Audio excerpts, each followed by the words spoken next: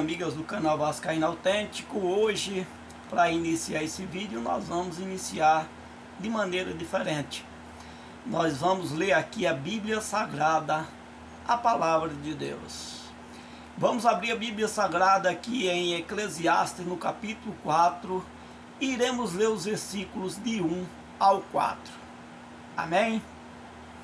Pois bem, vamos ver o que é que fala na Palavra de Deus. A Palavra de Deus diz lá em Eclesiastes, no capítulo 3, versículo 1 ao 4, que há tempo para tudo. Tudo tem o seu tempo determinado, e há tempo para todo propósito debaixo do céu. Há tempo de nascer e tempo de morrer. Tempo de plantar e tempo de arrancar o que se plantou. Tempo de matar e tempo de curar. Tempo de derribar e tempo de edificar. Tempo de chorar e tempo de rir. Tempo de plantear e tempo de saltar de alegria. Amém? Esta é a palavra de Deus no livro de Eclesiastes, no capítulo 3, versículo 1 e 4. E eu estou lendo aqui essa passagem bíblica. Todos os meus familiares estão sabendo porque eu estou lendo essa passagem. E agora nós vamos falar de Vasco e Campeonato Brasileiro. Para a gente falar de Vasco e de Campeonato Brasileiro, que já terminou, graças a Deus. Ufa! Comemorando não, mas estou feliz e aliviado, porque era para estar comemorando um título brasileiro, e de repente até a perca de um título, mas a gente comemorar para um time que continuou na primeira divisão do Campeonato Brasileiro, não tem como comemorar. E a gente sabe que tudo isso aconteceu por conta da diretoria do Vasco. O Vasco não investiu em tempo hábil no primeiro turno do Campeonato Brasileiro, tinha um time muito limitado e começamos o Campeonato Brasileiro com aquele time limitado, até que nas duas primeiras rodadas nós fizemos duas partidas, grandes partidas, né? Sejam duas partidas que foram grandes partidas. Foi contra o Atlético Mineiro e contra o Atlético Mineiro e Palmeiras. Contra esses dois times nós até jogamos bem, e aí enganou o torcedor do Vasco, né? A gente acreditou que aquele time poderia chegar em algum lugar, inclusive eu acreditei também. Claro que eu sabia que o Vasco precisava de contratações, eu sempre falei nos vídeos. Parei um tempo de gravar vídeos, sim, por conta de alguns problemas, depois retornei. Parei agora um pouco de tempo aí, durante uns 4, 5 vídeos sem gravar também por problema pessoal, né? É exatamente por isso que eu estou lendo a palavra de Deus, porque aconteceu uma coisa que foi difícil da gente, digamos assim, digerir na nossa família. Na verdade, houve uma tragédia, né, na família nossa, com o filho de um irmão meu, e ficou difícil da gente parar e pensar em fazer vídeo, porque estava muito difícil. Mas graças a Deus, Deus já consolou nossos corações, a gente já voltou a viver, a vida continuou para nós que estamos aqui, e a gente tem que continuar.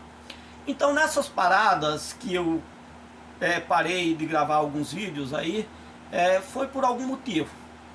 E sempre que eu gravava, eu falava que o time do Vasco era um time limitado ainda.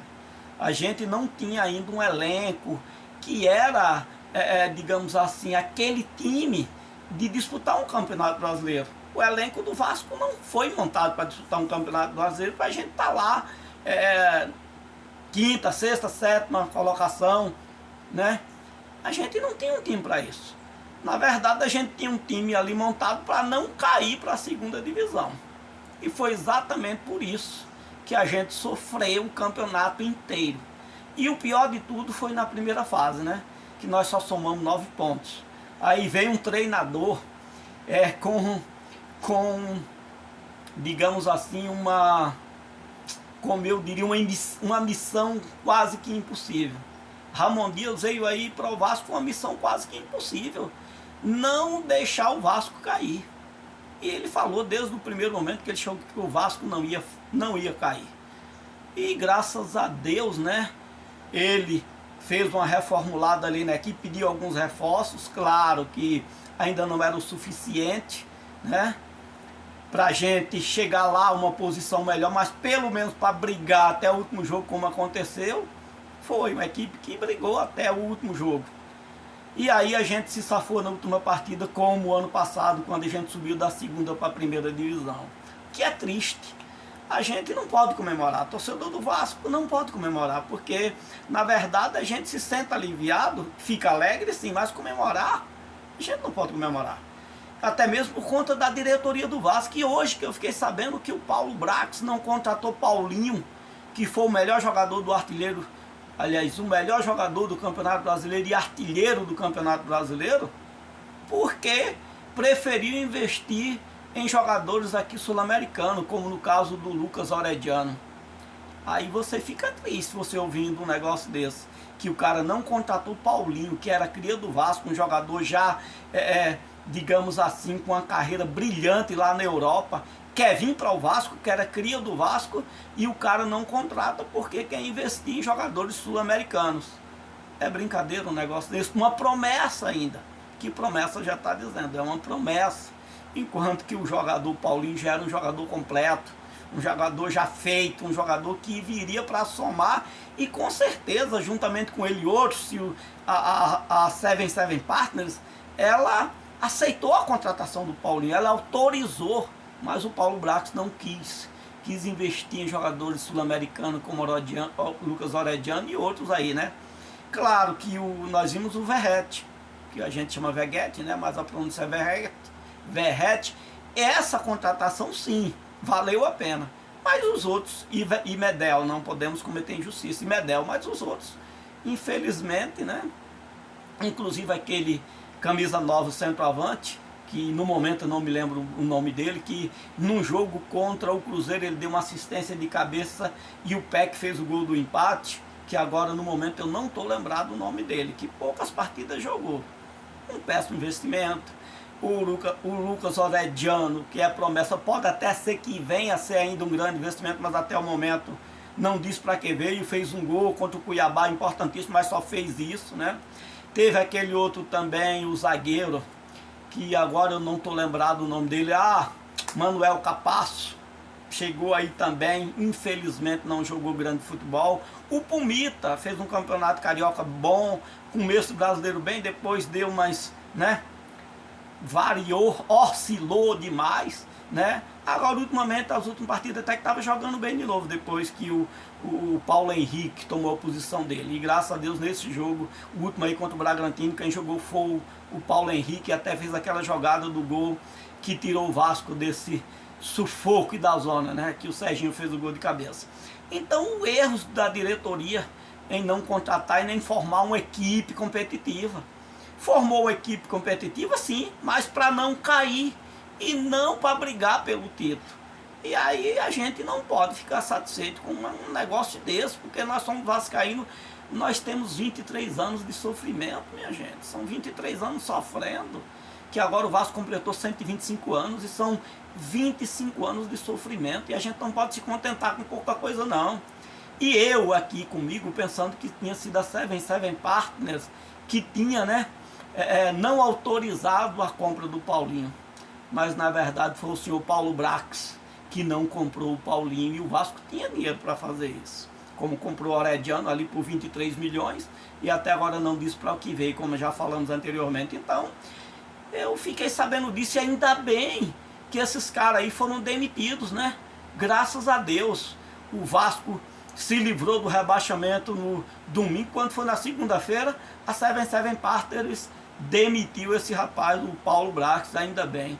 Porque senão ia ficar aí ainda criando problemas e deixando de contratar jogadores competitivos, que agora em 2024 todos nós vascaínos esperamos um time competitivo, time para brigar por título e não para ficar brigando para não cair. Chega disso.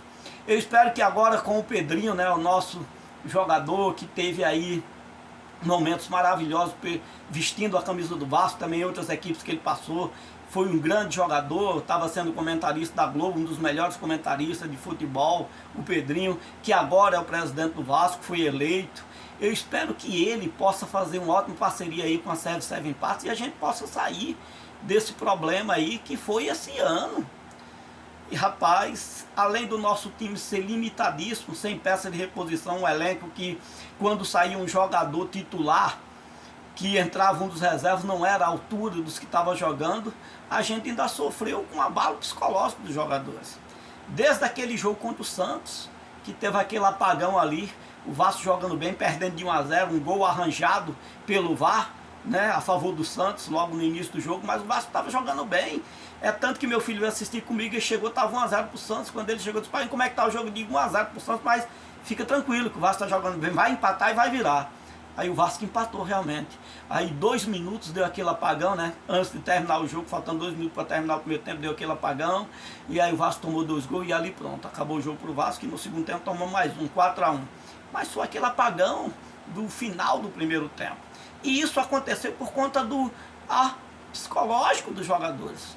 Eles viam que não tinha peça de reposição também, sabiam que quando eles saíam por algum problema de cartão amarelo ou expulsão, que ficavam suspensos dos jogos ou não jogavam por algum motivo, que eram poupados, que teve algumas partidas também que o Ramon Dias poupou alguns jogadores, o Vasco não tinha jogador à altura no banco, minha gente, elenco, a gente não tem elenco, e aí é um sofrimento. E a partir do momento que começou a mexer com o psicológico dos jogadores, porque já era uma missão quase impossível para o Ramon Dias conseguir 36 pontos, sendo que na primeira fase o time só conseguiu 9, ele tinha que conseguir 36 pontos no segundo turno, para a gente poder se livrar do rebaixamento como aconteceu. E aí, jogadores, elenco, e ainda bem que ele ainda pediu a diretoria do Vasco para contratar alguns jogadores, e contratou alguns, mas teria que ser muito mais jogadores contratados para a gente continuar, pelo menos competindo para não cair, porque foi uma agonia.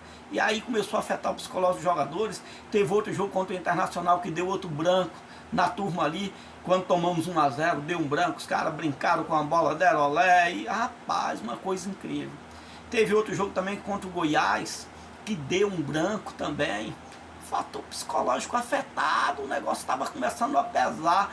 Eu, na verdade, e aí veio outra partida, deixa eu ver, contra o Corinthians. Contra o Corinthians também nós somos roubados. A palavra essa, não tem outra não. Nós somos garfados. Novamente, um pênalti, o cara fez isso com os braços, agora pegou nos braços, que não foi pênalti. Enquanto que o problema, sabe o que é que acontece? Que eu fiquei sabendo que o cara que estava na sala do VAR era o mesmo que tinha dado aquele pênalti contra o Vasco e Cruzeiro no finalzinho do primeiro tempo, que o Rossi, sem querer, triscou o braço na bola. Era o mesmo. Engraçado, né? 2 pesos, 2 medidas. Aí depois daquele jogo contra o Corinthians, que nós saímos na frente jogando bem 1-0, depois eles empataram, nós 2-1, eles empataram, e aí quando estava 2-2, aquele pênalti não marcado, dali em diante, que o Vasco perdeu aquele jogo, aí infelizmente, mais uma vez, sou afetado psicologicamente. Eu, Miguel aqui, não acreditava que o Vasco ganharia esse jogo contra o Bragantino, não. Eu estou falando a verdade. Eu, na verdade, passei até um áudio com um sobrinho meu lá em Cuiabá, no Mato Grosso, falando que o Vasco ia se classificar. Mas ia se classificar porque o Bahia não ia ganhar do Atlético Mineiro. Eu não achava o time do Bahia, com muito respeito ao Bahia, mas pela campanha deles, que também estava afetado psicologicamente, também pior do que o Vasco, não estava conseguindo ganhar os jogos, o Vasco perdia, eles perdiam também.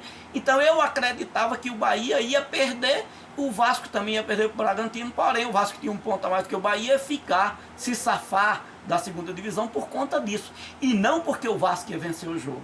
Eu não acreditava na vitória do Vasco.